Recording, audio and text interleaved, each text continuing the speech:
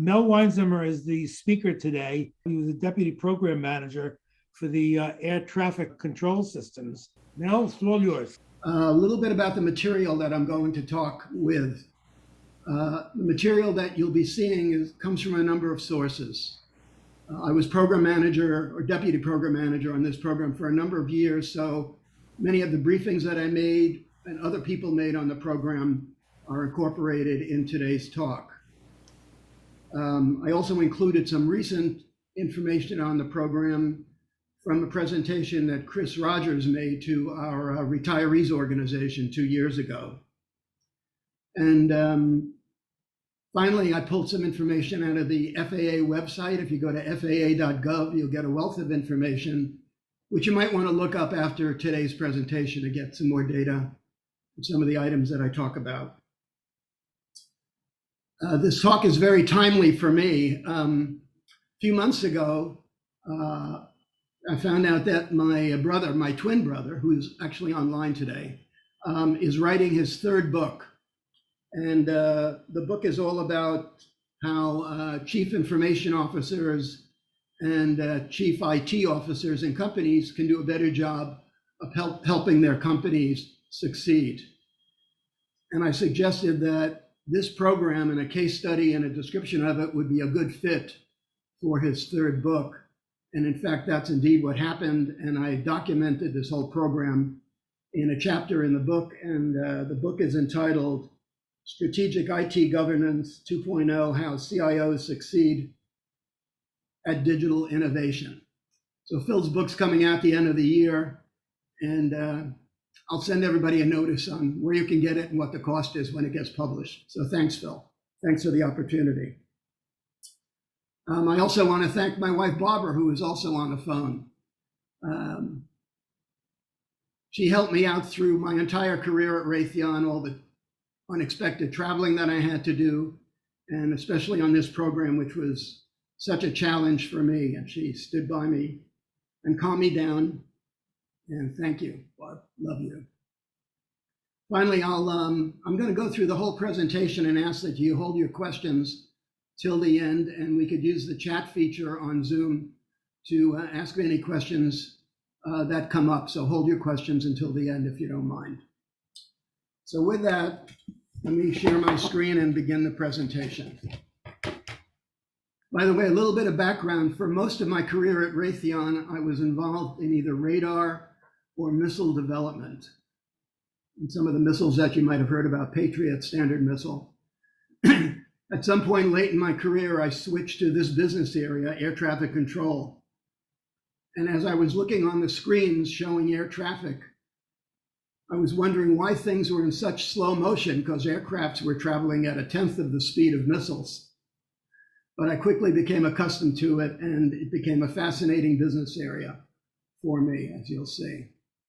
This is my presentation for today. I want to begin by just giving you a quick overview of the National Airspace System, which is called the NAS. I understood from some of the chat before we logged on, you may have a few pilots here, so they're probably familiar with this, but it's good to get an understanding of the landscape that this program was operating in.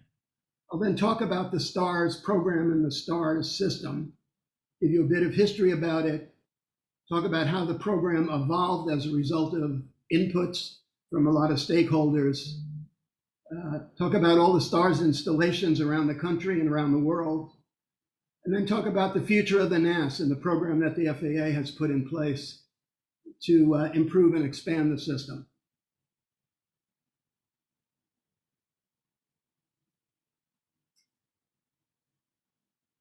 It's interesting, I looked through an FAA document, and the last 15 pages of the document were a list of acronyms. John suggested I put this in, and I actually had planned to. So let me quickly go through some of these acronyms, because no good program has any value without at least a dozen acronyms. STARS, Standard Terminal Automation Replacement System, and I'll talk about the derivative of that name in a few charts. The facilities that house the air traffic controllers are called TRACONs and RAPCONs. And they are the facilities that house the civilian air traffic controllers, the FAA controllers, and the RAPCONs are the DoD air traffic control centers. And the Department of Defense operates a lot of airspace around the country. NATCA and PASS are the professional organizations, the unions that the current air traffic controllers and the maintenance workers belong to, and they had a role to play in this program as well. I'll use the term TCW a lot. That's the Terminal Controller Workstation, and that's the component of STARS that the air traffic controllers sit in front of. A string or a group of TCWs is called a string, and that's a group of connected TCWs. And in most cases, and in most air traffic control centers, there are multiple strings. The National Airspace System is a NAS. And another term that I'll be using a few times is COTS, which is commercial off-the-shelf equipment. And that was a component of this program that was different than a lot of previous programs run by the FAA. ADSB stands for Automatic Dependent Surveillance Broadcast System, and it's a supplement to the radar surveillance systems that the controllers have been using, and this system is currently in use. CHI stands for Computer Human Interface, and that was very key in the development of this program. ARTS was the legacy system that was in place, developed by Lockheed Martin. It's a system that STARS replaced. And then the three items below that, ARV, DPS, and TSAS, are some improved functions, which I'll talk about towards the end of the talk today.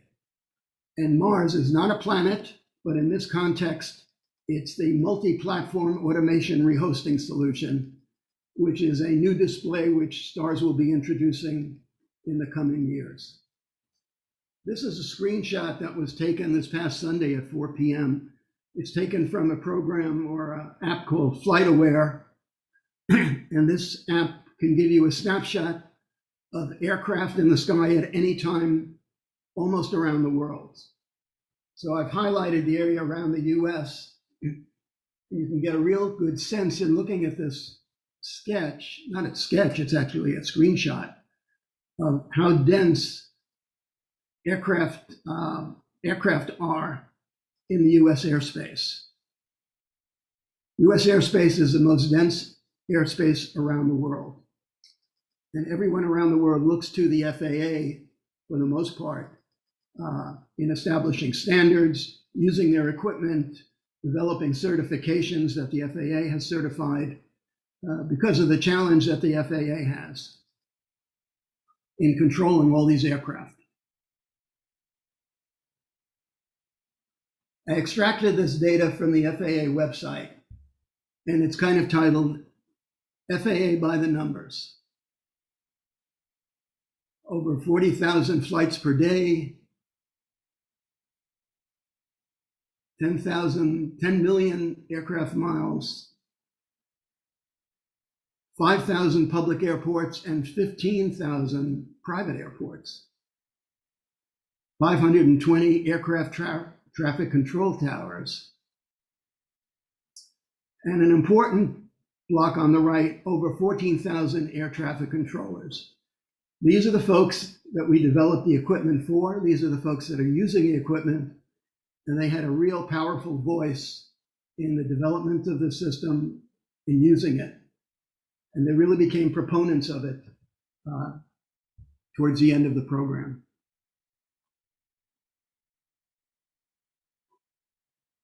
As a program manager at Raytheon, you typically respond to and are responsible for different constituents. In a regular program, maybe operated by the Department of Defense, you look towards your bosses, obviously, your peers, your subordinates, your team members, and of course your customer, which in most cases might be the Army, Navy, or Air Force and Marines in the business that Raytheon is in. This program was entirely different. And I'm going to go through the stakeholders so you could understand the complexity of this program. First of all, the flying public. I put that on the top of the list because there are very few hot buttons in our society that make the news every time something goes wrong. And whenever something goes wrong at an airport or with an airplane, it makes the top news. Everybody is concerned about air travel. The Department of Transportation and the FAA, they were our customers. All the commercial aircraft carriers are also involved and very concerned about any changes that are made in the NAS.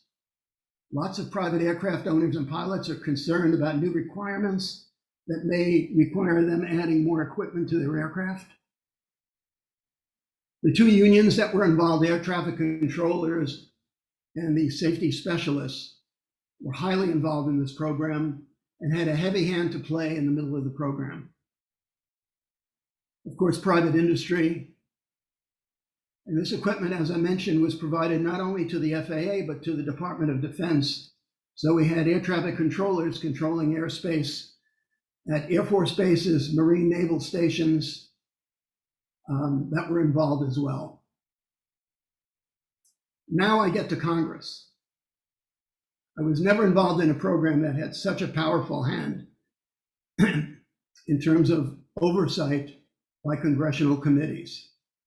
There were multiple meetings of the House Aviation Subcommittee and the Senate Subcommittee where witnesses from the FAA, the Inspector General, and Raytheon were witnesses at these meetings. Most cabinet positions generally have inspector generals reporting to a cabinet position. And the same is true here. In fact, there are two inspector generals for the Department of Transportation. One reports to the cabinet member, and one reports to the FAA administrator. And the inspector general was very much involved in oversight of this program. Oh, lest I not forget every US governor, senator, and congressman. Every elected official is interested in having the best airport, the most current airport equipment, because it's such an important part of the commerce to their constituency. Then there are the regional transportation agencies who actually operate a lot of the facilities around the country. And an example is the Port Authority of New York, New Jersey, which operates 5 or 6 airports around the New York metropolitan area. And there are lots of others that I haven't mentioned. I ran out of room.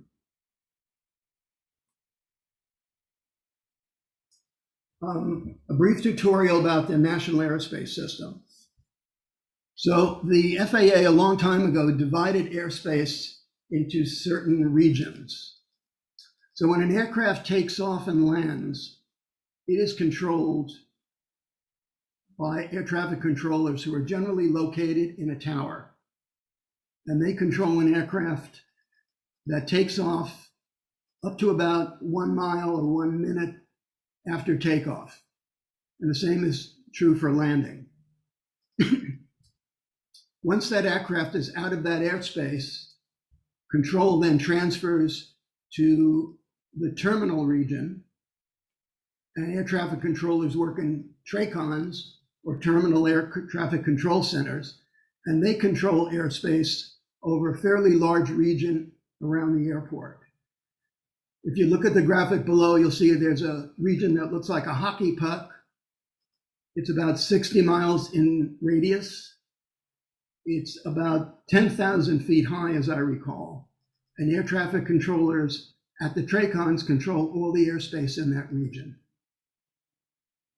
Once an aircraft leaves that region, it's controlled by the en route system. And the en route system controls aircraft in a very large geographical area around the country, essentially between all the airports that are beyond the hockey puck region below. There are 21 en route centers around the country that house air traffic controllers that control this traffic. And the one closest to the New England area is located in Nashua, New Hampshire, just off of Route 3, on the southbound side of Route 3.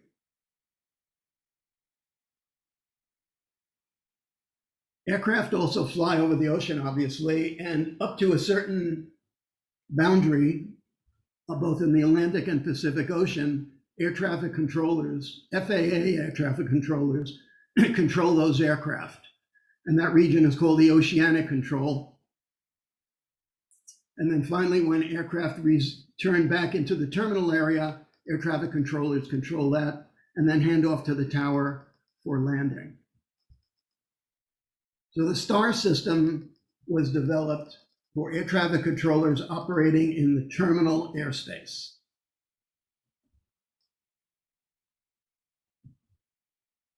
This is a graphic that shows a lot of the elements of the NAS. And I'll point out a few things to you. So on the upper portion of the graphic, you'll see GPS satellites. And the FAA has developed, and beginning 2 years ago, to actually require aircraft to have equipment that not only receives GPS information, but transmits that GPS information to air traffic controllers via these ground-based navigation systems that are located around the country. So this system, ADSB, complements and supplements all the radars that are located around the country, both around airports and between airports in the en route space. TRACONs are located at all airports, I should say at most airports. And the FAA over the last 15 years has consolidated these TRACONs so that there are TRACONs that now control multiple airports. And I'll show you a shot of the Boston consolidated TRACON that controls air traffic for about 6 or 7 airports in the Boston area. I mentioned the radars. There are radars located throughout the US that support both the en route system, and there are multiple airports around airports, multiple radars around airports that control air traffic, within the terminal airspace. I should mention that Raytheon was also involved in developing and providing radars both to the DoD and to the FAA. So aside from the STAR system, which is used by controllers, we provide a lot of equipment in the NAS that the FAA uses. That was an interesting side. Hold on, let me close that. What I found in visiting the, hold on, there we go. What I found whenever I visited the FAA, for most of my meetings, the conversation would always turn to another program that Raytheon was involved in, that I wasn't involved in, and yet they wanted me to either solve a problem or press a message along to someone who was running that program. I mentioned the hot button that air traffic has in the public eye. And I'll give you one such example. I think in the maybe around 2000, 2001, it was Columbus Day weekend. I remember that vividly. We had some really high winds, and at Boston's Logan Airport, the terminal radar located at the end of one of the runways failed. The antenna blew over. Some of you who were traveling that Columbus Day weekend, there were a lot of families because it was a 3-day weekend, were impacted by that, because once the radar failed, the FAA was limited to using only one of the runways, and it really backed up traffic, and it obviously made the news. I'd been working the program for a couple of years and knew the sensitivity of anything that failed in the aviation arena that got the eye of my boss, my boss's boss, and the CEO, Bill Swanson. So when that radar failed, I immediately checked to see if it was a Raytheon radar. It wasn't. I sent a note to all my bosses, including the CEO, Bill Swanson. And I said, Bill, not to worry, it's not a Raytheon radar. And he immediately wrote back and said, thanks for the heads up. But that's just an example of the sensitivity we had to anything that fails in the NAS that impacts so many people, and especially the contractors.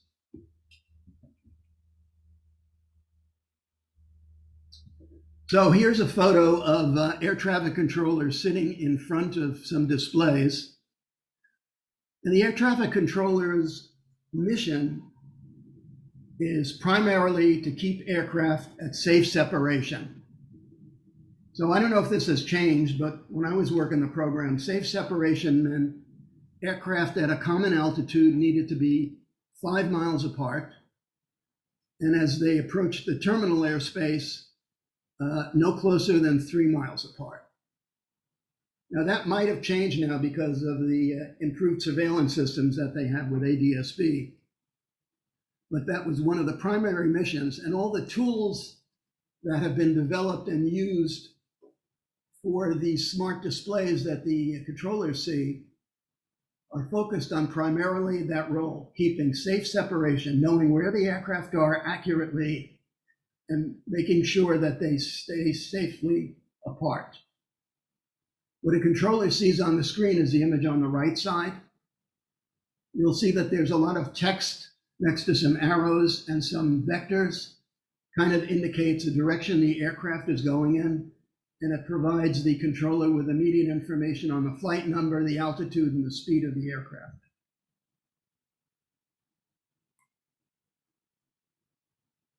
So now let's talk about STARS. And I want to start with, what does STARS mean? STARS, Standard Terminal Automation Replacement System. Standard, because the goal of the program was to have a standard system that air traffic controllers use throughout the NAS, throughout the US, one common system. And the goal of the program was to replace an existing system called ARTS, and I'll talk about that in a minute. Terminal, because it's the terminal airspace. Automation, because there's a lot of tools incorporated in the STARS system that automate a lot of functions and features that the air traffic controllers need. Replacement, because we were replacing an existing system, hence the acronym STARS. And you'll see in this image, there's a military air traffic controller in the lower left, and the civilian controllers operating in the lower right. So why was the program started? I mentioned that it was replacing an existing system. So my experience in the DoD world, in the Department of Defense world, is if the DoD wants a new system, whether it's a radar or a missile, whatever, they start off not with a set of requirements, but with something called a MENS, which is a mission needs statement. Why do they want something to be developed either that's new or is replacing an existing system? So with STARS, the mission needs statement was to replace these old displays that the air traffic controllers were using up until the mid-90s. These displays were starting to fail. They were 30, 40 years old. If you look at it carefully, you'll see that it looks like an old Dumont TV set from the 50s. It has knobs and switches around the perimeter of the screen. It's a black and white screen. Wasn't terribly bright. Air traffic controllers had to sit in a pretty darkened room to be able to see the imagery. And they used all the knobs and switches to control functions on the screen, such as scaling, intensity, orientation, etc.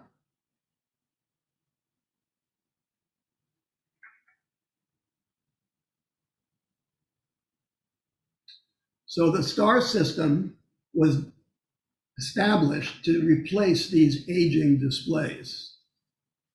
So STARS is a state-of-the-art air traffic control platform that was developed to replace this legacy system called ARTS.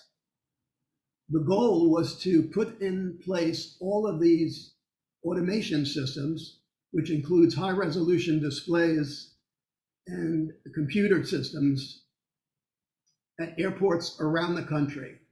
Initially, the goal was about 500 systems around the country. Ultimately, it led to 700 systems around the country. And these displays did a number of things for air traffic controllers. The primary purpose was surveillance processing, to know accurately where aircraft were in the area that the air traffic controller was looking. And I might add that you might think that there's an air traffic controller who's looking at 360 degrees around an airport. Not true. What the FAA does is it assigns various sectors to air traffic controllers, and they look in that slice of the pie. And that pie slice is dependent upon the airport, its location, the amount of traffic that that sector sees. So you can have anywhere from 2 or 3 air traffic controllers looking at airspace and the terminal airspace around that airport to maybe a dozen or more, depending upon how busy that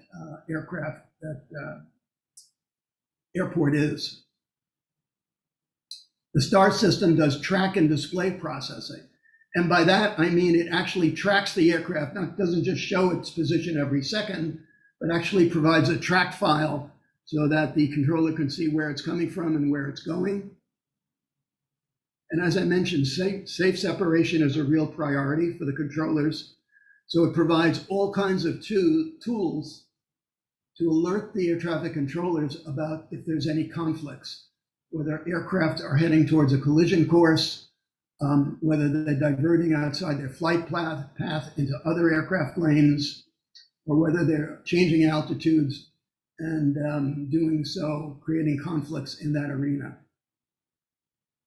Safe altitude warnings are a part of the safety features. I mentioned the flight data processing. And STARS, unlike the previous system, can now take all of the weather data developed from weather radars around the country and overlay them over the air traffic display that they're seeing. We're used to now going on our phones, going on our computers and seeing a weather map. But the air traffic controllers in the mid-90s didn't have that luxury of overlaying a weather map over their surveillance display.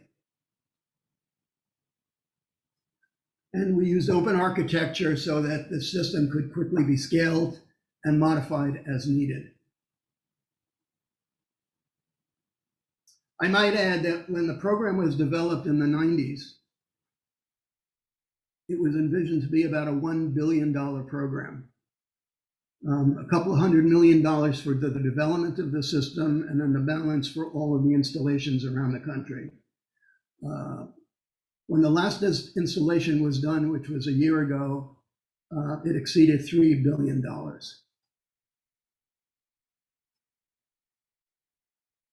You saw the numbers from before. This is a map, and this was early in the program, so it doesn't show all the locations. But every one of those icons represents a TRAPCON or a RAPCON or a tower around the US that was earmarked for a STAR system.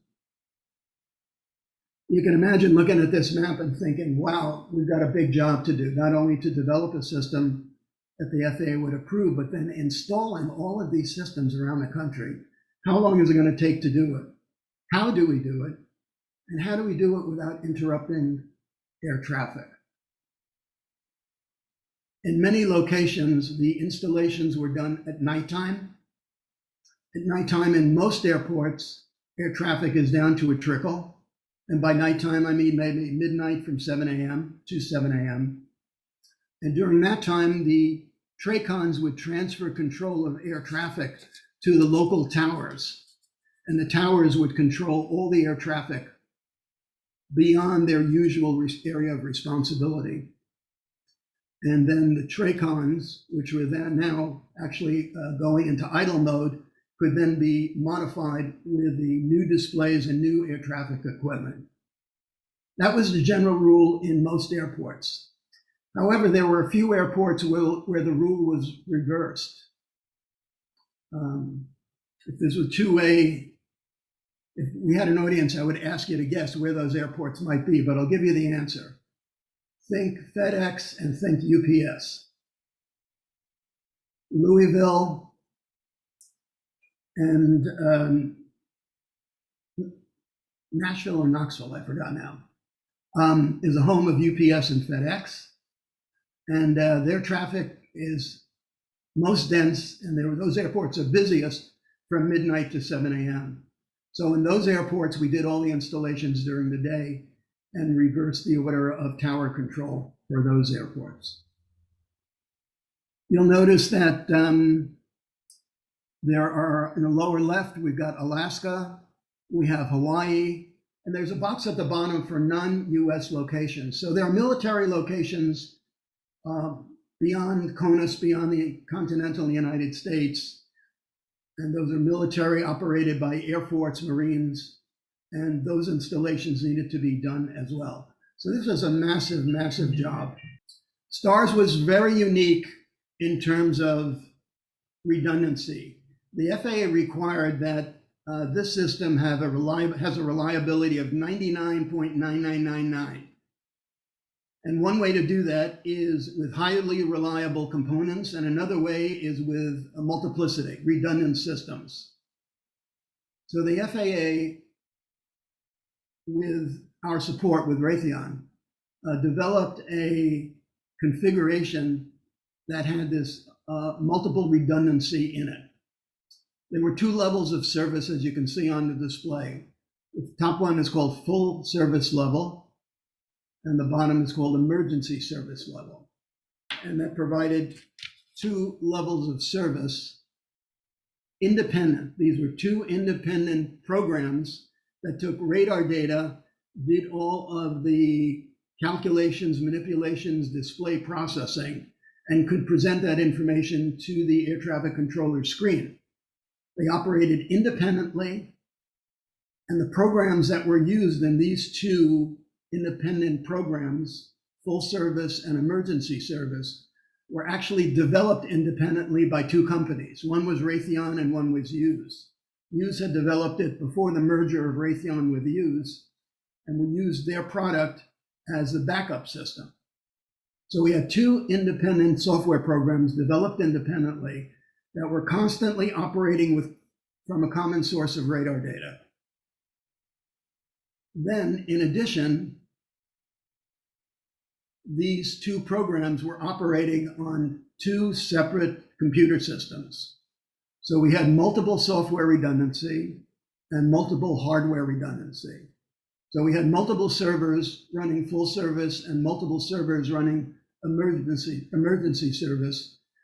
And the operator, the air traffic controller, could identify which level of service he wanted. Generally, full service level was the mode that was normal operation. And he could select which hardware string was processing that information and displaying it to the screen. So with multiple redundancy on software products, multiple redundancy on hardware components, we created a very highly reliable system that the air traffic controllers were using.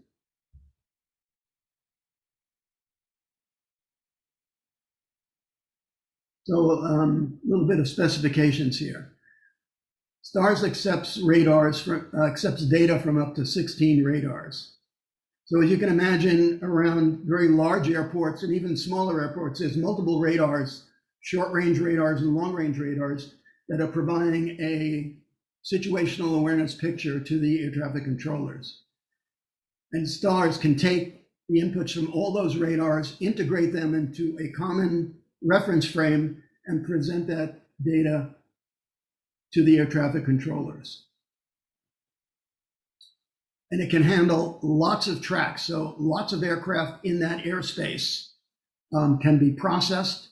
There are track files that set up for each of those targets or each of those aircraft to keep a history of where the target has been, where it is, and where it's going. The system used modern computers, up-to-date computers, an open system architecture. And because of the nature of the two software programs that were independent and multiple hardware strings that were independent, it really did provide quadruple redundancy. One of the things that the FAA required was that all of the equipment that we were purchasing was available on commercial off-the-shelf equipment. They didn't want to develop hardened displays, hardened computers that Raytheon was typically used to developing for the military. So the good news is that by doing that, obviously the expense, the price of buying that equipment was significantly less because it was commercial equipment and not customized. The bad news was that it was commercial equipment, and commercial equipment typically goes end of life, some period anywhere from 3 years, maybe 1 year to 3 years to 7 years. And what do I mean by end of life? End of life means that the producer of the equipment is no longer guaranteed to have spare parts, will not service the equipment nor support the equipment. And that meant that there needed to be a fairly rigorous and rigid maintenance program to ensure that as components of the STAR systems went to end of life, that we could replace them with another component, recertify the system, and get it back online and in the air. So the initial benefits were cheap initial installation. The long-term detriment was there needed to be a fairly significant surveillance and monitoring program to ensure that nothing went end of life and couldn't be replaced if a component failed.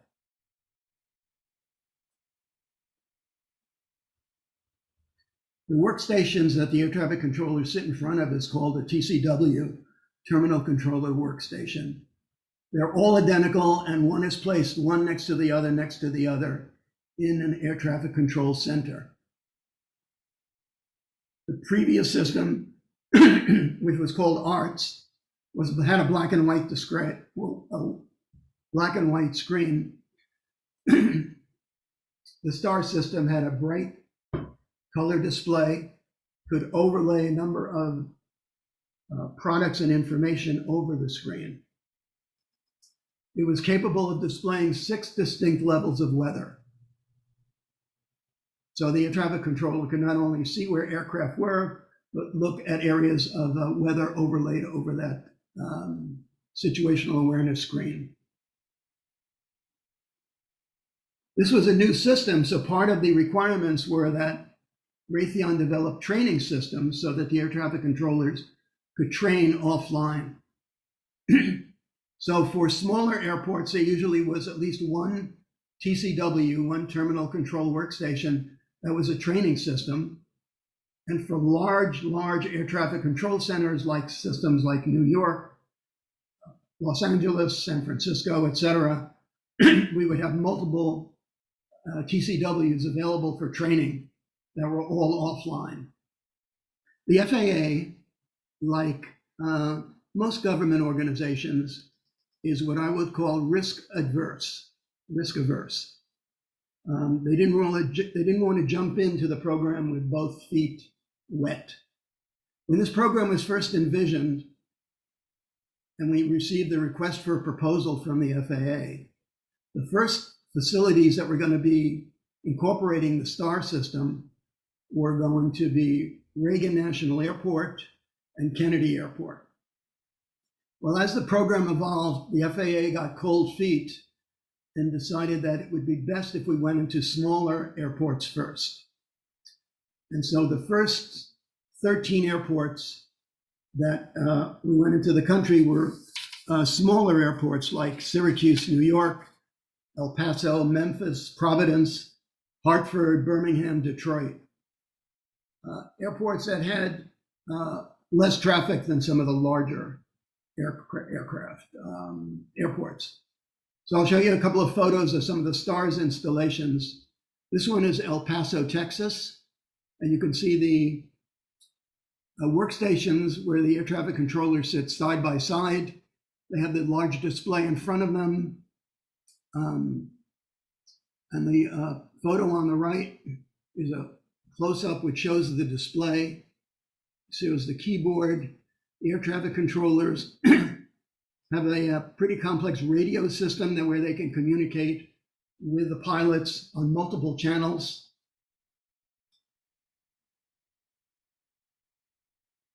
So there's a lot of backroom equipment as well. And in the upper left-hand corner here, you can see racks and racks of not only all of the computers that are used, and as I mentioned, the system is quadruple redundancy. So it's got 2 independent software programs running, and each independent software program is running on 2 independent computers. So the air traffic controller has an option, if he sees any trouble at all, of switching computers or switching programs and going from full service level to emergency service level. as I mentioned, quadruple redundancy. So that meant that there was a lot of hardware that was needed to support that kind of configuration and architecture. And typically in an air traffic control center, you'd see one or two racks that you see in the upper left-hand corner. You'll see an air traffic controller operating display TCW on the upper right-hand corner. And as I mentioned, it was very important, and it was part of the initial requirement that Raytheon provide training systems because the air traffic controllers were using a new system, which had a lot more features than the legacy system ARTS. So we established what are called training strings, which are multiple TCWs ganged together to allow air traffic controllers to train offline. On the smaller TRACONs, it would be maybe one or two TCWs. In the larger TRACONs, it might be a half a dozen to a dozen training strings, which might even be located off-site in another building or facility. Another interesting aspect of the program was that the initial set of requirements for the program required that we have the ability to do remote monitoring and control, so that somewhere outside of the TRACON, someone could monitor the health of the system. As we started to do initial deployments, the FAA required that we cut that line, that remote monitoring and control was a danger because it could mean that there could be external inputs modifying, hacking into the system. So all the monitoring control workstations were moved, relocated back into the TRACONs to provide as clean an air gap as they could around the STAR system. They were very, very paranoid about intrusion and hacking into the system. On the far right, lower right-hand corner, you'll see a tower display workstation. Let me talk about the towers for a minute. As I mentioned in one of the first charts, aircraft that are within about a minute of landing and takeoff are controlled not by the TRACON, but are handed off to the tower. And an air traffic control tower, as you well know, is generally elevated. It's up high. It's got large windows. It's 360 degrees in general. It's a very bright environment. And so the displays that we developed for that area needed to be very, very bright, much brighter than the displays that are down in the air traffic control centers that are generally in a darkened room or low lit room. And that you can see in the lower right-hand corner, and I'm going to show you a better shot of that. We had to develop what's called an articulating arm so that the air traffic controllers they could move that display all around the area. And as you can imagine, anything that we put in a tower, as well as in the air traffic control centers, needed to be earthquake hardened. So we had a requirement for seismic requirements as well. So as we developed STARS, we developed the full product line of the system as the needs grew as established by the FAA. When the program first started in the mid-90s, the FAA wanted what's called full STARS, which you see in the lower right-hand corner, up to 160 positions that could be supported by the STARS system, multiple redundancy, as I mentioned, and could support both local towers and remote towers. Some airports have towers located right in the facility, and then there are some metropolitan areas that have remote airports that just need a tower and don't have a TRACON. So those are called remote towers. As the program evolved, we developed something on the far left called STARS Lite. So STARS Lite was a lower cost system without all of the redundancy that full STARS had that could be used by commercial airports, private airports that could afford the system but didn't need all of the redundancy of the full STARS system. And an example of that is Sikorsky aircraft. So those of you in New England that go down the Merritt Parkway, you can see Sikorsky aircraft off to the right They have an airport. It's a private company with a private airport. And that kind of business were the businesses that were interested in purchasing a STARS light system, which could be driven by a local radar. It was a single position system, and it was a much lower cost. And then what developed from STARS Light and full STARS was a middle of the road system called STARS Elite, which was a middle of the road system as well that was desired by some airports.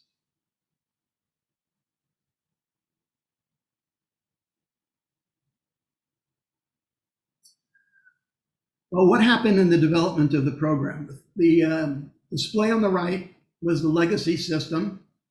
It's the black and white display. You can see all the knobs and switches around the perimeter of the screen. And what we presented to the FAA, about 2.5, 3 years into the program, was the workstation on the far left. If you look at a comparison of the two, I'll just highlight a couple of features. The display is larger. It's color versus black and white on the far right side.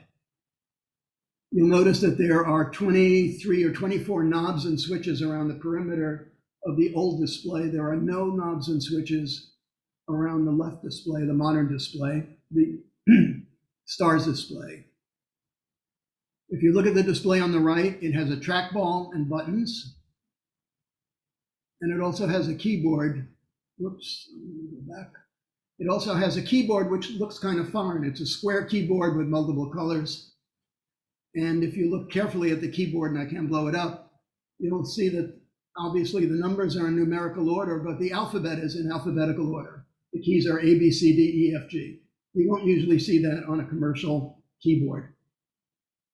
On the far left, we have a trackball, and we have a commercial QWERTY keyboard, which we're all used to using on our personal computers. There are no knobs and switches around the display. This is the system that we first presented to the FAA about 2+ years into the program. They had what's called an early user involvement event where they brought in the air traffic controllers. I should mention that because of previous history with FAA programs and air traffic controllers, the FAA intentionally kept the air traffic controllers and the maintenance group out of the program for the first 2 years. They weren't involved in establishing requirements. They did not attend design reviews. And their first glimpse of the system that the FAA allowed them to view and participate was the first rollout of the system about 2 years into the program. And when they evaluated this system, and we had the air traffic controllers in for what's called early user involvement events, or UIs, we got a lot of feedback and a lot of flack. They were not happy with the product that the FAA was going to hand to them. And after months of reviews and negotiations, the FAA agreed to incorporate some of the recommendations and changes that the air traffic controllers and the maintenance folks insisted be there before they would accept the system as a system that would be used in their TRACONs. That was a major, major glitch to the program. And so the FAA regrouped after consolidating all of the inputs and basically reprogrammed or adjusted the program scope to incorporate many of the changes that the FAA controllers requested, and also, more importantly, opened up a dialogue between the air traffic controllers and the Raytheon designers on how to make these changes and how to implement them in the system. And they weren't going to accept the system unless the changes that they made were incorporated.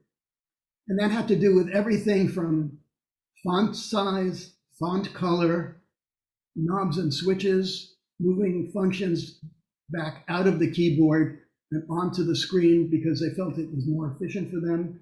They were used to turning a knob to change the brightness, change the orientation, change the scaling. And so this was a major, major change to the program.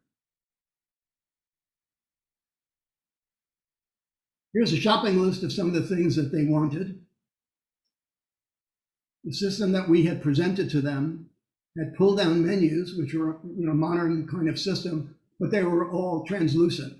The FAA wanted transparent pull-down menus so they could see the image in the background and make sure that they were looking at aircraft positional data, even though there might be a pull-down menu in front of it.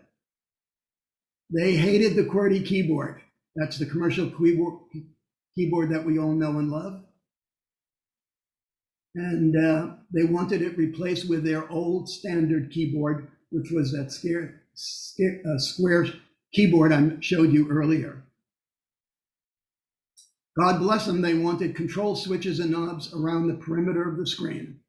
So we were back to the old Dumont TVs of the 50s, where they had all the controls around the screen. They wanted to modify the fonts and colors of the text. And they wanted to reduce the fan noise. We had used commercial computers. There was no plan to suppress the fan noise. And they felt that with all of the fan noise generated in these TCW stations, it was just too noisy. The maintenance folks wanted us to modify the rack design for improved maintenance, relocate some of the equipment, move the doors around so that they could remove and replace equipment much easier. And the list goes on and on, much, much more. Many changes, many workshop meetings that were held with the controllers and the maintenance folks. Now, if you look at the text at the bottom of the screen, surprise, surprise, the DoD air traffic controllers, who were also brought in, did not want any changes. You might ask, why was that? Well, but we found out very, very quickly. All of the DoD air traffic controllers were young people. They were in their 20s. They were used to commercial equipment. They were used to a QWERTY keyboard. They were used to pull-down menus. They loved the system, and they didn't want any changes made. The air traffic controllers were from a different generation. If you remember, and John mentioned, in the 80s, President Reagan fired all the air traffic controllers because of a strike that occurred. And so most of the air traffic controllers that replaced them came on board in the 80s, and they were more senior than the younger air traffic controllers who were operating the military equipment.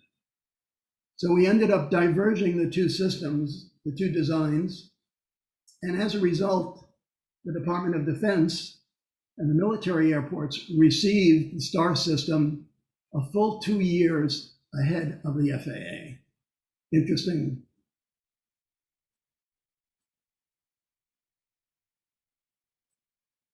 So what did we have to do to placate the air traffic controllers? Well, we had to replace the keyboard with their old keyboard. You can see that in the right side. We still had a trackball where they could move a cursor around the screen. And you'll notice that there are knobs and switches around the perimeter of the display. The old display actually had 23 knobs and switches. The new display, they were consolidated down to 13. But the controllers insisted that it was easier and faster for them to be able to make changes in screen intensity, screen orientation, screen scaling by using these switches rather than doing keyboard strokes. As I mentioned, we established a whole bunch of working groups with the FAA, controllers and the maintenance. And those working groups really had a benefit of establishing a real rapport between the air traffic controllers and the Raytheon designers. And that really proved to be beneficial, not only as we modified the design, but as we started to do the installation. It was important to make contacts with all these air traffic controllers that were located around the US. So we went from the legacy display in the upper left, legacy arts with all the knobs and switches, to a very clean looking display in the center that the military controllers used, to the FAA version of the STARS display in the lower right.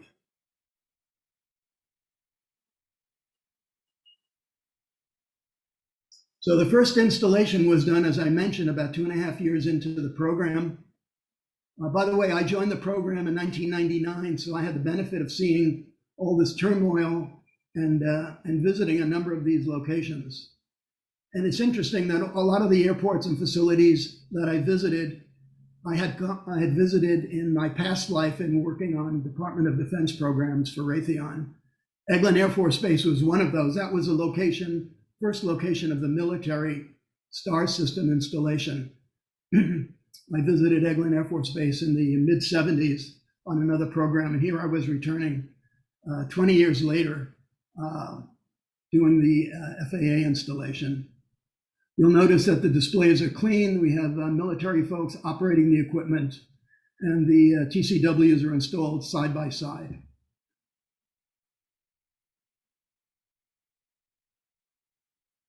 So as you can imagine, with the FAA controllers wanting to have all these changes, we developed what's called an evolutionary path or a staircase approach to making all these changes. We couldn't put all the changes they wanted at once. That would have delayed the program multiple years.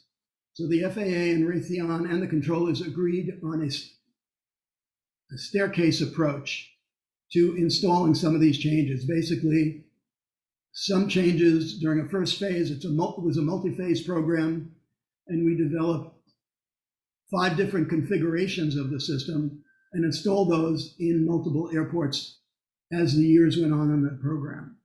So the first system was called EDC-1, and it was installed in El Paso and Syracuse.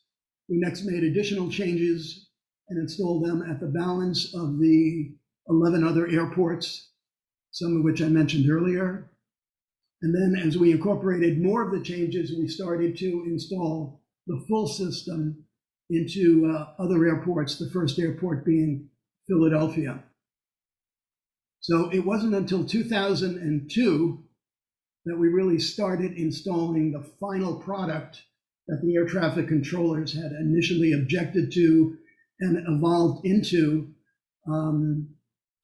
that they were willing to accept and use, and that was in Philadelphia in 2002.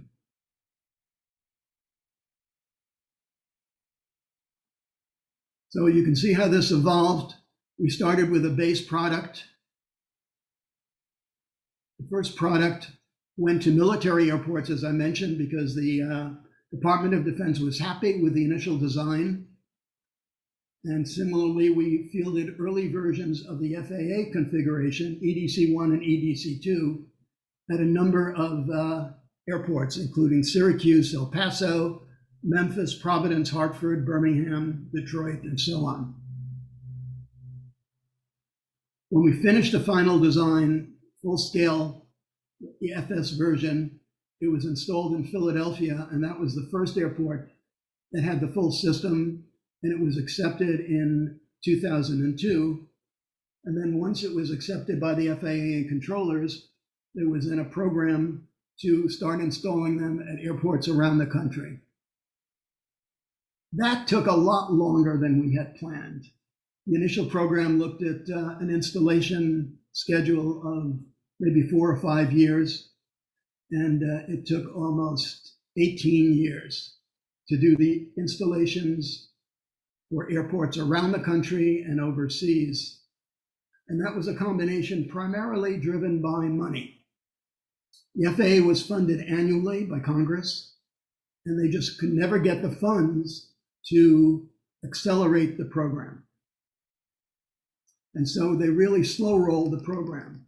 Now you can imagine if a computer has a working life maybe of 6, 7 years, other components, even shorter time, and you're now developing an installation schedule that runs over 17 years as it resulted in. You've got a lot of remove and replace stuff to do and update equipment as you're rolling the system out. And that really complicated the program, because then we had multiple configurations out in the US that we had to maintain. And it wasn't until very late in the program that we could get a common baseline throughout the entire national airspace system and overseas. I'm gonna close this up. So the first 3 systems, as I mentioned, which were EDC, early display configuration, were installed in Syracuse, New York, El Paso, Texas, and Eglin Air Force Base. Very interesting to me because I have a history in all those cities. Eglin Air Force Base, I spent about 4 months in the area working on another Raytheon program. Syracuse, New York, where one of my daughters went to college, and El Paso, Texas, which was the closest site to White Sands Missile Range, which I visited very often in my roles at Raytheon. So it was an interesting set of airports that we installed for the first few systems. This is the installation at Syracuse. It's Hancock Field. You can see some of the TCWs, the working stations there. I'm going to quickly talk about Boston. So this was a major transformation for Boston. The Air Traffic Control Center prior to STARS was located at the airport at Logan Airport. And the FAA made a decision to build a new air traffic control center in Manchester, New Hampshire, that controlled air traffic not only at Logan Airport in Boston, but Manchester Airport in New Hampshire, as well as a number of other local airports around the region, including Hanscom Field in Bedford, airport in Lawrence, smaller airports in Lawrence and Nashua. And so as a result, they built this new facility in Manchester, New Hampshire. You can see some of the photos on the left. And this is what the facility looked like. The room where all the workstations were located, you can see in the upper right, it had about 30 workstations where air traffic controllers were assigned to different airports. So a third of the room, maybe a half of the room was Logan Airport, another third was Manchester Airport, and then the other workstations were for the other smaller airports. The photo on the lower right shows the old display systems that were used by the air traffic controllers when they were located at Logan Airport. And you can see a close-up of the clean-looking facility and the displays that were installed at the TRACON at Manchester. There's a better shot of it. This was very, very impressive. And we changed the lives of the air traffic controllers. First of all, it was a much larger building. They had break rooms. They had training rooms where we set up training strings so that they could train on the system. They had an outdoor barbecue facility. I mean, this was a real, and they were operating in a room which was brightly lit, as you can see here. So this was a really break for the air traffic controllers. They loved it. You can see the TCWs around the perimeter of the room, and then the control functions by some of the senior management in the center of the room. There were a number of very large TRACONs, air traffic control centers, that the FAA kind of saved for last. The FAA, like most government organizations, are risk averse, and they restructured the program to install STARS at the smaller airports, mid-sized airports. They saved the larger airports for last. And by the way, I might also mention that the legacy contractor, Lockheed Martin, was always trying to cancel the program and keep their equipment in place. And they were constantly challenging the FAA in their plan to employ STARS around the entire air traffic control community. But we ultimately succeeded, and all of their equipment was displaced by STARS displays. These centers are very large and carry have anywhere from 30 to 75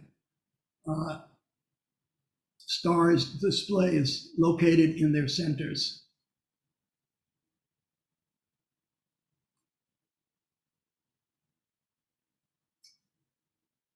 So ultimately, by the end of the program, we had deployed over 700 systems around the country and overseas. And that included FAA facilities as well as Department of Defense facilities.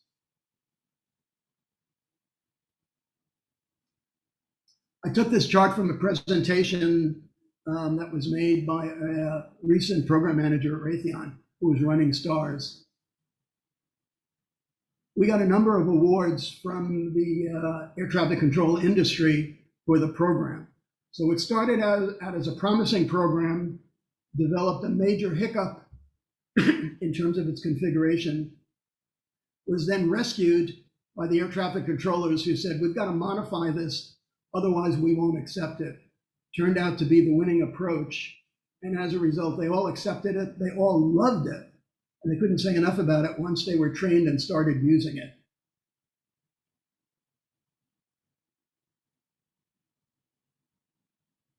I wanted to throw in a few photos.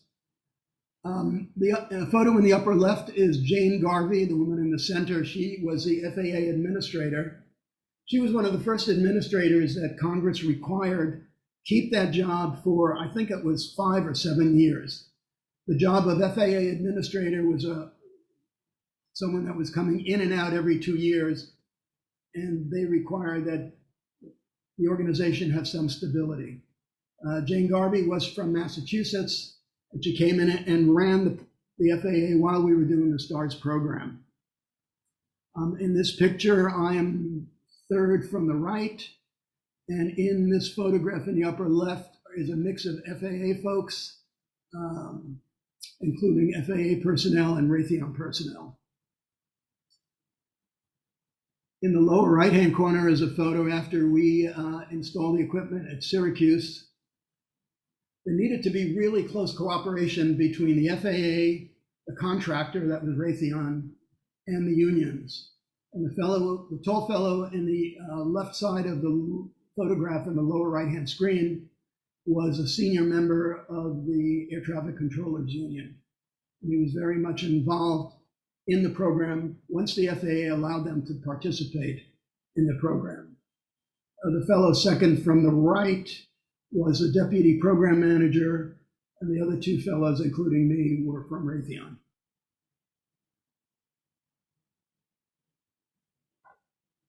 So now that all of these installations are in the NAS, we've reverted to a mode of sustainment and enhancement.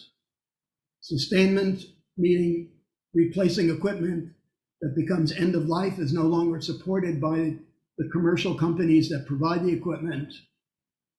Looking at efficiently replacing equipment with lower cost equipment, and looking at alternate configurations if necessary.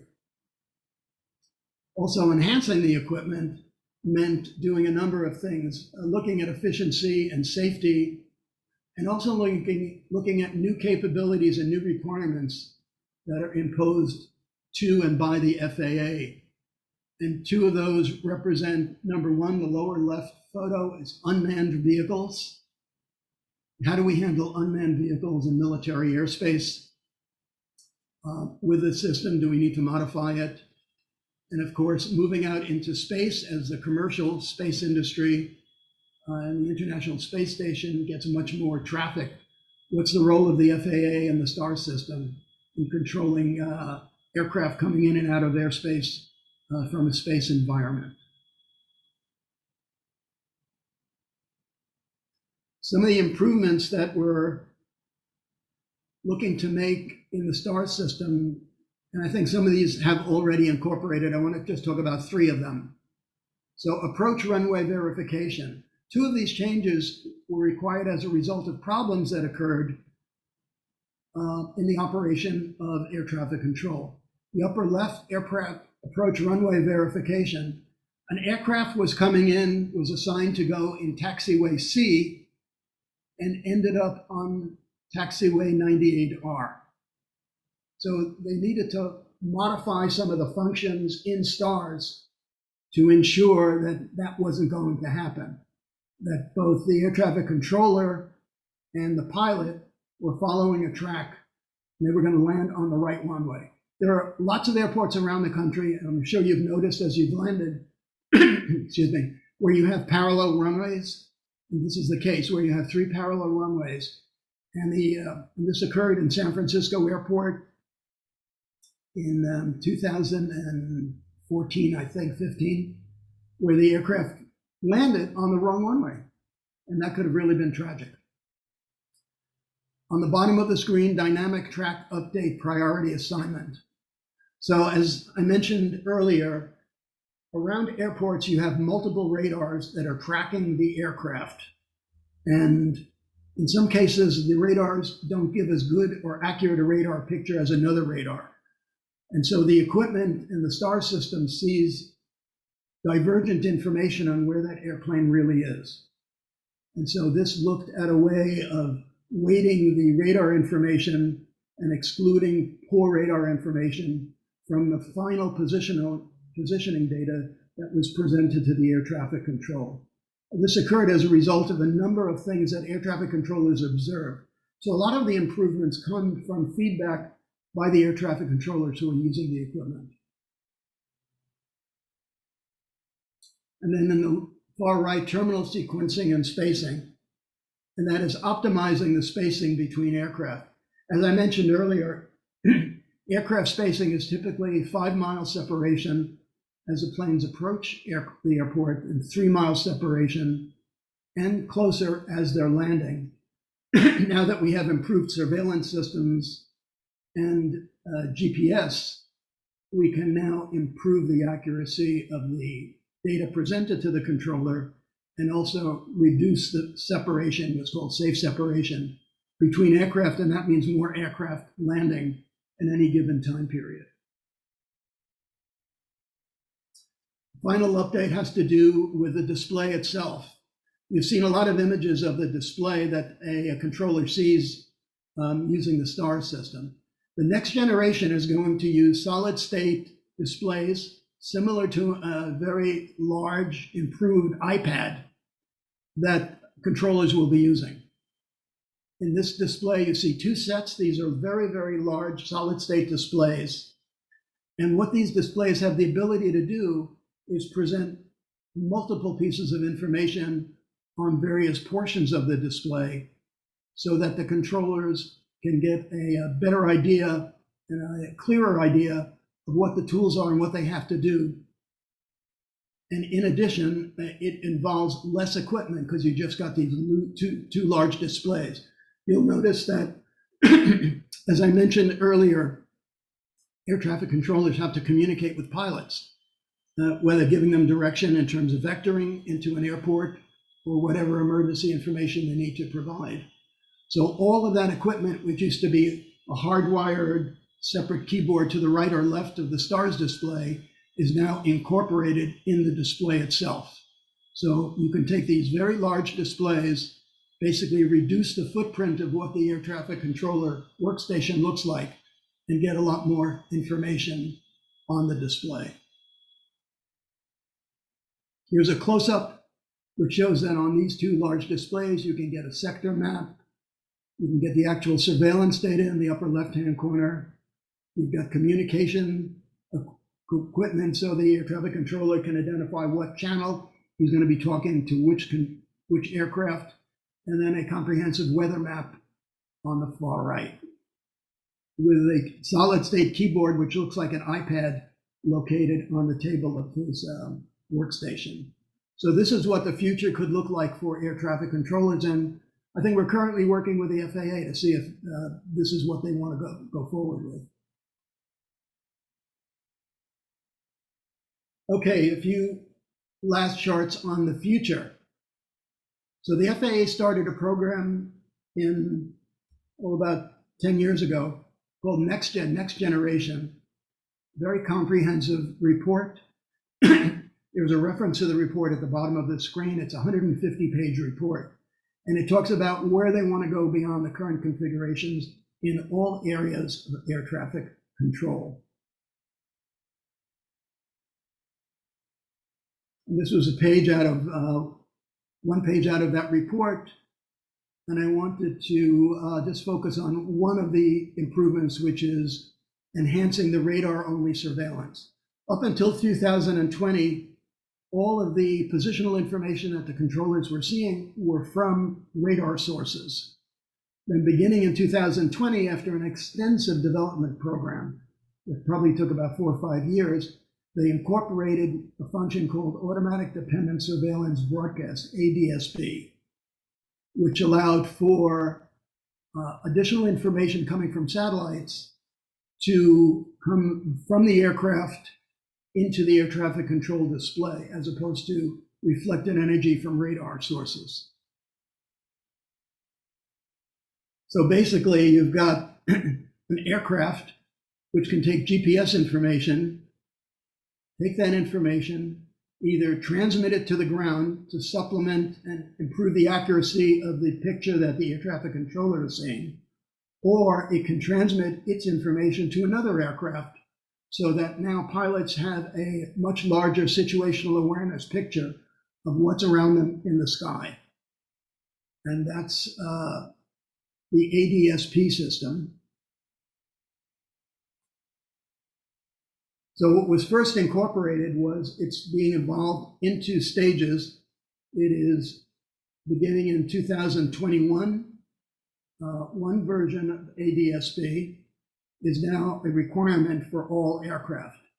And that means that they take their GPS satellite data, which provides accurate information on where the aircraft is, and they send it down to the ground so that the air traffic controller has that improved accuracy information. The second phase of ADSB will be then allowing aircraft to send their information to other aircraft. And so the pilots now have a broader situational awareness of where everybody is in the sky.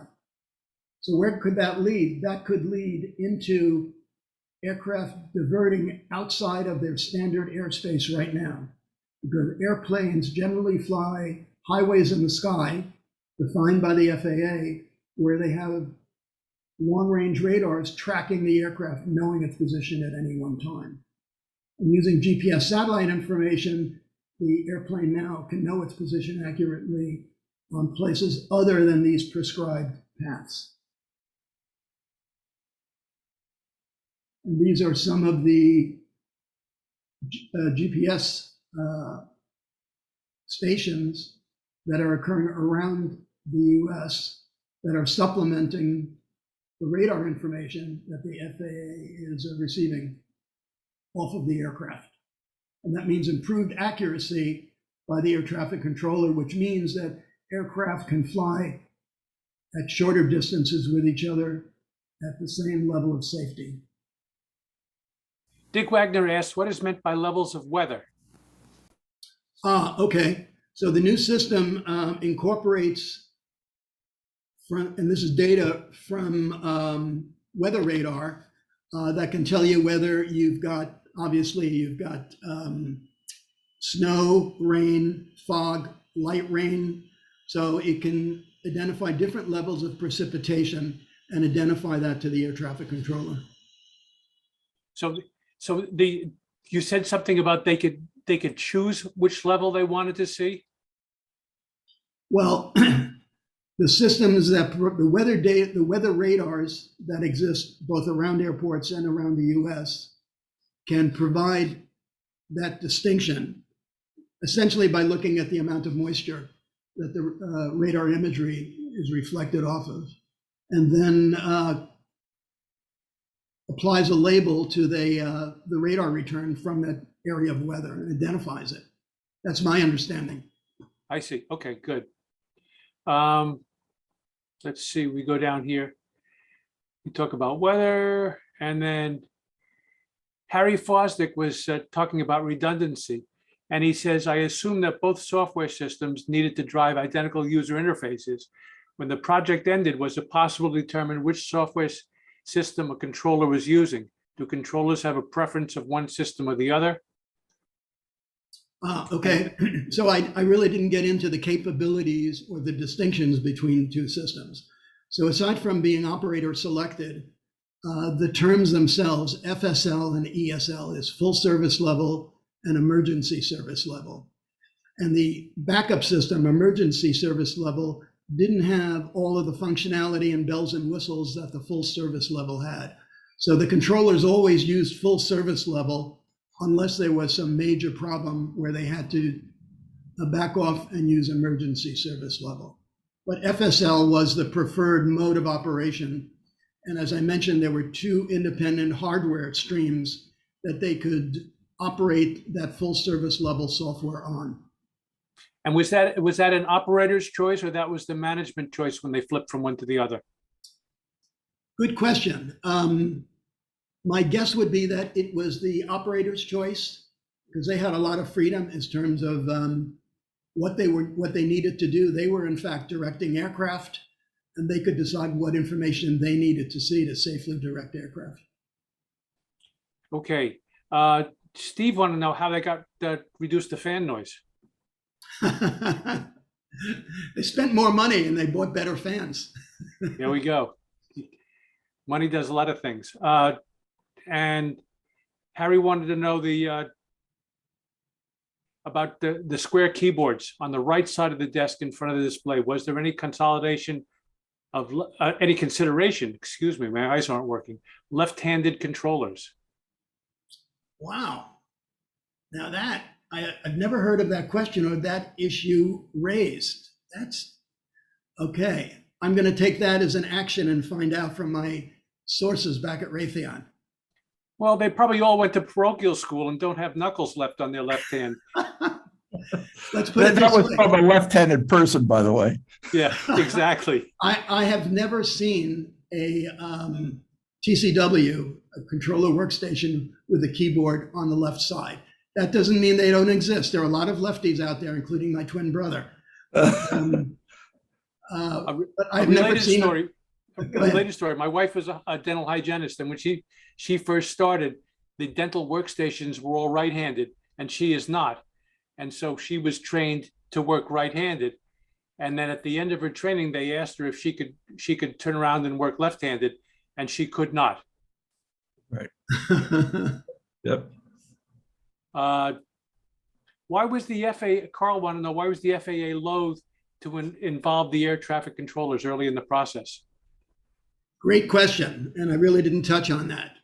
So the STARS program began because a previous program that the FAA had initiated ran into loads of problems. I forgot what the initials were, maybe AAS. They started it in the 90s. And in that program, they involved the controllers from the very beginning. And you know what? It never got off the ground. The controllers were disjointed. They weren't organized in structuring what they wanted. And they just added and added and added requirements. And you know, if you add requirements and never stop and shut the gate, then the product never gets developed. And that's exactly what happened. They canceled that program, and the STARS program developed as a result of it. Hence the decision not to involve the controllers until midway through the program. Okay, I'm going to paraphrase Bill Quinn's question. What's the expected life of the STAR system? We get quantum computers, the whole thing has to start over again? So as I mentioned, and most of you know, the life of any piece of hardware, whether it's display, communication equipment, or computers, is fairly limited. And when I say limited, it means that the manufacturer doesn't support it. The FAA made a distinct decision at the very start of the program to use commercial off-the-shelf equipment. It was cheaper, and they felt that that was the way they wanted to go. And the downside was end of life is early. So the program is constantly evolving. So from the point of view of the contractor, and I'll put my Raytheon hat on, this program will never end because equipment will constantly be end of life. We'll be replacing it with newer and newer pieces of equipment, just like I showed at the very end of the presentation with these large solid state displays. And it will just go on and on until some new major technology comes forward. That's going to result in maybe not needing air traffic controllers anymore because every pilot's going to have the information in the cockpit. What about the software, though? Does that have end of life as well, in your opinion? As long as the FAA continues to support, in this case, the contractor Raytheon in maintaining the software, and haven't even touched on the software maintenance part of the program. As you know, with any computer program, there's always stuff you want to do that you never get to. And they assign problems that surfaced in the program to, you know, priority 1, priority 2, priority 3. There are always a host of priority 2 and 3s, which represent improvements. And that will just go on and on. And at least when I was working on the program, there was a regular maintenance schedule of every 4 months to incorporate needed changes that someone decided would be incorporated in the next version of the software. Is there an automated rollout procedure, you know, through the internet, or you have to go to each site and install the updates? Oh, good question. A whole other topic. The FAA is paranoid about keeping these sites totally independent Yeah, and makes not and it connected makes to the sense. outside world. So whenever they did an upgrade, they would send a team of people out to the site to do the upgrade. And I might add, they also had a requirement that whenever they upgraded the system, they always had the ability to go back to the previous system. They Right, would never replace the existing software with a new one without being able to go back. right. So and of course everything, the communications were all on secure dedicated lines like radars and stuff like that. Absolutely. Yep. Yep. Um, let's see, we're going down here. Trying to see what's going on here. Harry Fosdick asked another interesting question. How would you rank the star system in terms of complexity, in terms of other systems that you've seen?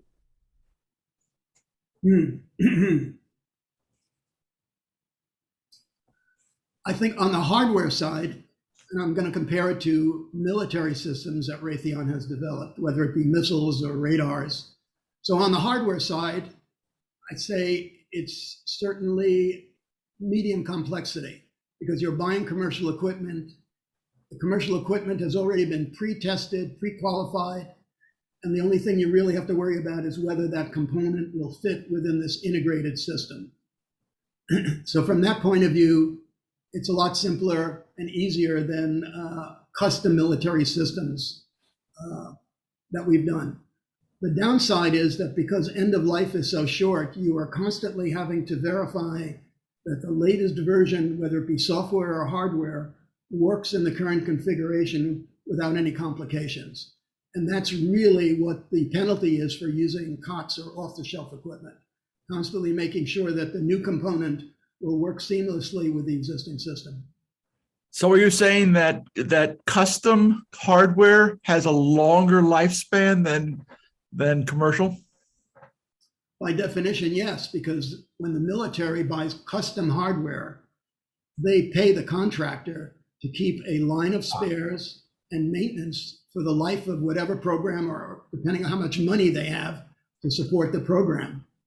So with commercial equipment, Raytheon nor does the FAA have any control over how long Sun Microsystems is going to keep an operating system or a piece of hardware or a piece of communication equipment. So by definition, it's out of their control. So as a result, these programs that require or that use commercial equipment need to have a very healthy and hefty maintenance budget to keep the programs alive. You know what I think, Harry? I think what you're getting at is you're looking at the changes in like CPU speeds and other things, processing speeds and other things that evolve over time with lifestyle. And I think that's just gets taken care of by the software somehow. The two have to work together. That's my guess with no knowledge whatsoever. And maybe Mel can tell me I'm blowing smoke, but that's what I think is going on. Well, what happens is that, let's talk about processors. With increased processing capability, it then begs the question, if we're only using 60% of a processor instead of 95% under peak load, what new functions could we incorporate? So that kind of gets everybody thinking, including the engineers, what new functions can we put in to this piece of hardware? And that's how you work your way down to the enhancements, is you say, okay, we have more space, if you will, to do some more work, so we can put this enhancement in that we couldn't put in originally. Exactly. But on the FAA side, if I'm sitting on the FAA side of the table, I'm saying every time you touch the system, you are adding perhaps more complexity and maybe potential changes that could create problems in another element of the system. Yep. Just an amplification on that question. I was actually thinking of size in terms of how does this compare to the complexity, say, of operating and keeping the internet running, or the system that tracks space debris. In other words, I would imagine this is one of the more complex systems in operation in the world. Although, I don't know. That's what I'm wondering. Okay, let me try to address that. So from an air traffic control perspective and the responsibility of the FAA and the contractor, we've developed an integrated system using inputs from radars that provide situational awareness to the air traffic controller. And to the degree that that's the sole mission of the air traffic controller, safe separation of aircraft, safe operation of landing and takeoff, this equipment is a pretty isolated system, so to speak. To the degree that the FAA doesn't have control over other elements of the program, like a radar on an ASR-11 radar sitting on a runway, that's the responsibility of another area within the FAA. So from that point of view, this program and the components that comprise STARS, much more simplified than these larger systems you're worried about. Different question, Mel. ABSD and security. Somebody asked, Tony asked about jamming, and Adam was asking about transponder codes. So they both come together in terms of jammability and security. And those are good questions, and I really can't respond to that. I'm not familiar with the technical details, but you can rest assured that the FAA. I can answer that question if you like. Oh, be my guest. Because I used to work at Hanscom Air Force Base as an electronics engineer for 30 years, and I did work on the section that dealt with landing systems and anything to do with airplanes and et cetera, et cetera. Now, we had a case one time on the transponder on 9/11. We were trying to figure out a way of monitoring, sending some messages to the pilot real fast using the transformer. Well, believe it or not, some guys in the Air Force started trying to fool around with the transponder. The FAA got ticked off at the Department of Defense for allowing that to happen. Okay? So, if you're talking about interference, it's really guarded from the military, from the Department of Defense point of view. The FAA, I don't know. They will complain to us if we start fooling around with their stuff. I think they were talking about third parties and people, external parties jamming it that have malicious intent. That would be my guess. Yeah, well, and what I was about to say is you've not only got jamming, but you've got problems with interference and you've got problems with spoofing. Interference is unintentional, jamming is intentional, and spoofing means somebody's really trying to misdirect you, all of which we are seeing various places. Yeah. Yeah, that's true. Right. That's what the engineers are supposed to be doing at the various levels, various places. Yeah, they have to protect against that. Right. All right. Shelley mentioned that he worked for, he was in Lexidata in 1982, and he provided the high resolution displays that you guys use for this program. And excuse me, given we didn't provide it. We were selected by Raytheon in 1982, but the programs took so long to develop that Lexidata went bust by 1985. So it was part of the bid. It was part of the bid, but these programs are so slow. Everything changes before you even get selected. There we go. Go ahead, John. I was just going to say that, Mel, it's 11:42. I don't know what your time constraints are. Thank you. There are some more questions on the table. What do you I'm available. I'm fine. All right. You have the absolute right and privilege to be rude and say gotta go. Fair enough? Got it. Okay. Coordination with other governments.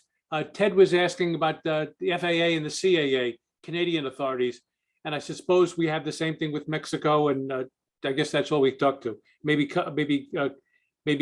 people in the Caribbean. So how does that work? Good question, and I really can't talk to that except that I know that FAA has is clearly involved with countries in our northern and southern borders, especially in the last 20 years with what's going on. So I don't know whether we have provided any of this equipment to them. I don't know how we share airspace. I really can't respond to that. All I know is that I go to Portland from time to time, and the Great Circle route brings me up into southern Canada. And if I follow it closely, I can see the pinging off the Canadian way stations along the way as they go along. So I know they're talking. Mhm. Outside the US is the same thing. Private network, we talked about that. Let's see, what else do we have here? We're getting close to the end, which is the good news.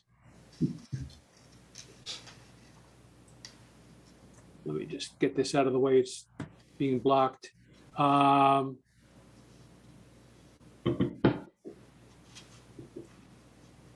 Eli was saying, how long can everyone involved be comfortable with the architecture of the system? And it will eventually need a full redesign.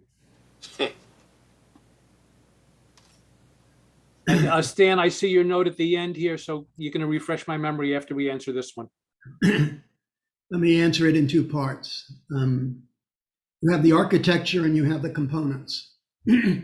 So if the architecture is well designed, and it has been because we have over the 20 some odd years of the program,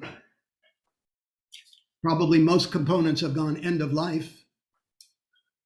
Companies have developed new components with new capabilities, and yet the system is still running and still operating.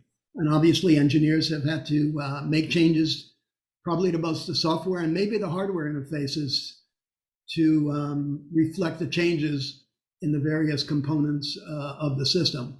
But it's a robust design, and as long as the FAA recognizes that you need to have maintenance, both in terms of replacing components that go end of life and doing comprehensive testing to make sure that it works properly, and they do. And then the same is true on the software, making sure that software changes are tested comprehensively. Let me talk a bit about that. If we make a change in software, I mean Raytheon, as a result of an input from anyone involved in the program, whether it be a user or the FAA itself, Raytheon is assigned to make the software change. We test it through 2 levels of testing, informal and then formal level of testing with the FAA. The FAA then takes the updated software build, which has the changes, tests it independently in their facility in Atlantic City, which has a copy of all of the STARS equipment. And then they go out into the field and do the installation. So it's a fairly comprehensive testing program that occurs. And so for testing, they take recorded sessions from air traffic, of actual air traffic, run it through the system and see how it responds? Oh, absolutely. I've been in Raytheon labs where we have run synthetic information or recorded information, or actually live information from radars coming out of the Boston area to evaluate the system. And time frame, how long does a typical test cycle take? Can take anywhere from 4 to 8 months.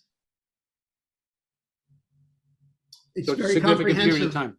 The FAA was very obsessive about testing, and that meant 2 levels of testing at the contractor site, then a level of testing at the FAA center near Atlantic City before it went out into the field. And the time to do 100% rollout was probably in years, right? When you say 100% rollout, do you mean the first system? No, an update. Oh, an update. No, not years. Because No. if you're doing an update, you may be changing a portion of the program, but we've obviously gotten, at least when I was involved in the program, very good at running a series of comprehensive tests that evaluated the operation of the system. And I would say 5 to 7 months of comprehensive testing. Interesting. Good. Stan's question, the last one that we have here, why was the new Manchester Control Center elevated, since unlike airport located control sensors, didn't need to watch planes taxi, take off, and land? And if there's more you want to say, Stan, chime in, please. Well, that's a good question. No, that's it. I was just surprised when you showed the picture of it, that it looked like a typical airport tower. Right. Most TRACONs, air traffic control centers, are buried either at the base of a tower or located in the basement of a building somewhere.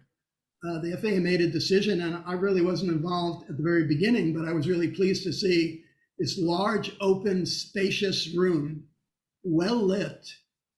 The air traffic controllers could sit in front of the TCWs and control air traffic. During their breaks, they could go out and barbecue outside the building.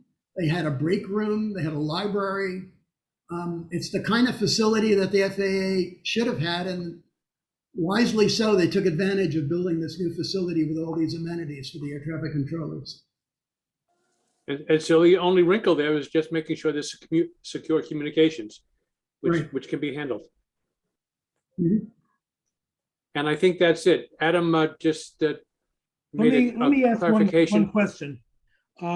Mel, as I recall, this system, or at least variants of it, with possibly different names, were sold to various other countries in Europe and elsewhere.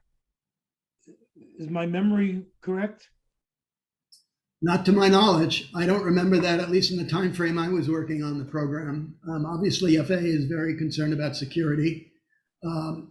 They might have sold the system to our allies.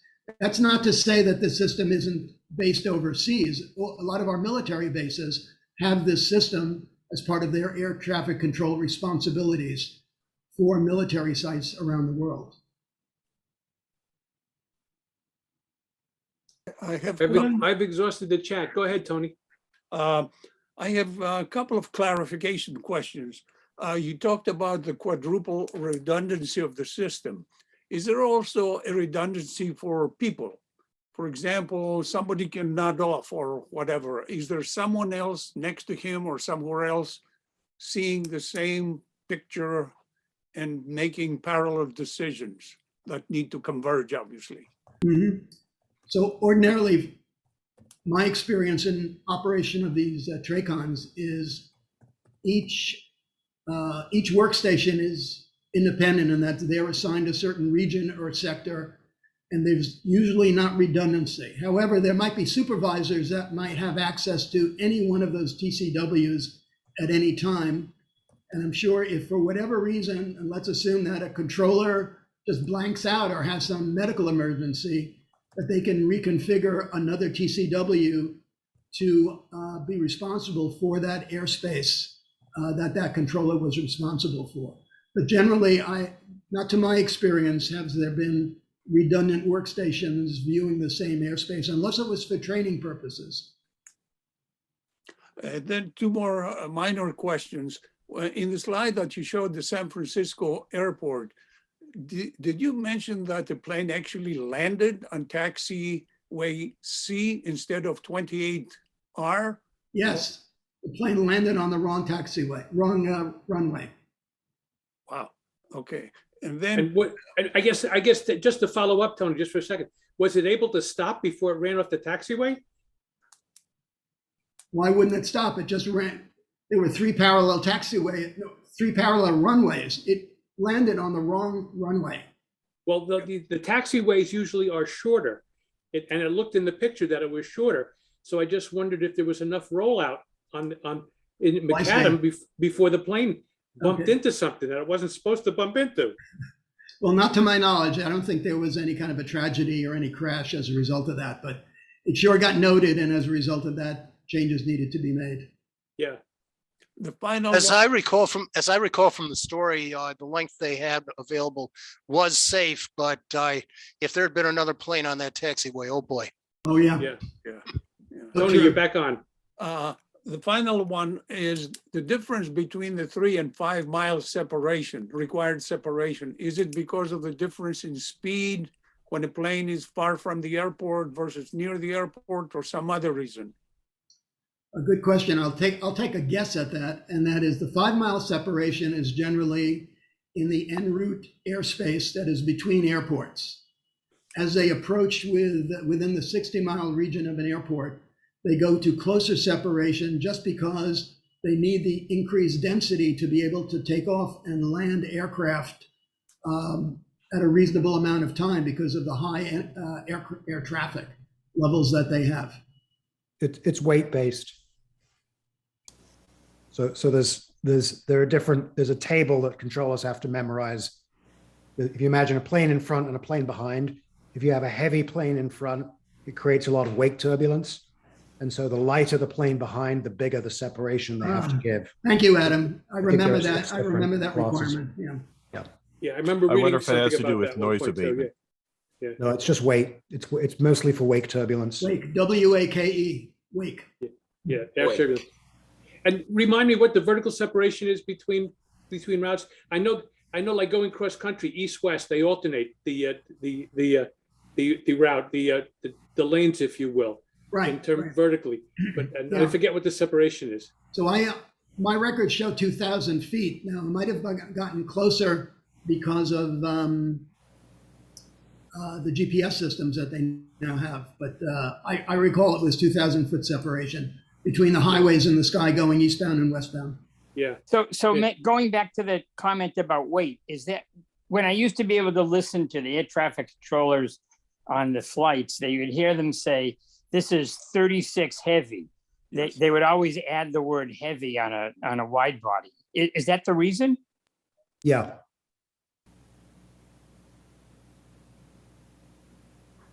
Yeah. Yes, it is. I mean, Yes. there are more categories than just there's also super, which is for the big A380s. But within, I think heavy is over 125,000 pounds, if I remember rightly. But there are something like 6 different classes, weight classes which are more by the aircraft type. Adam, were The you a heavy is the controller, one I or used- do you just What- work on the program and understand this stuff? I'm a pilot. You're a pilot. There we go. But I know when I guess United used to give you access to they had a channel, which was the air traffic controller, and you'd hear, I remember hearing heavy. I don't remember hearing That's the right. others. No, mentioned. that's right. There are only on the radio. There are only 3 classes, which is nothing, heavy, and super. But the controllers work with a higher degree of fidelity, if you like, or more gradations of weight. And there are some planes. I think the 767 is notorious for creating more wake turbulence than its weight would suggest, so it gets bounced into a higher category than Interesting. other Thanks. planes. So let me thank Mel for a super talk and Excellent. making a very complicated subject quite understandable. Thank you. I And for your appreciate it. time, Enjoyed the Mel, as well. opportunity. Thank you. Here, here.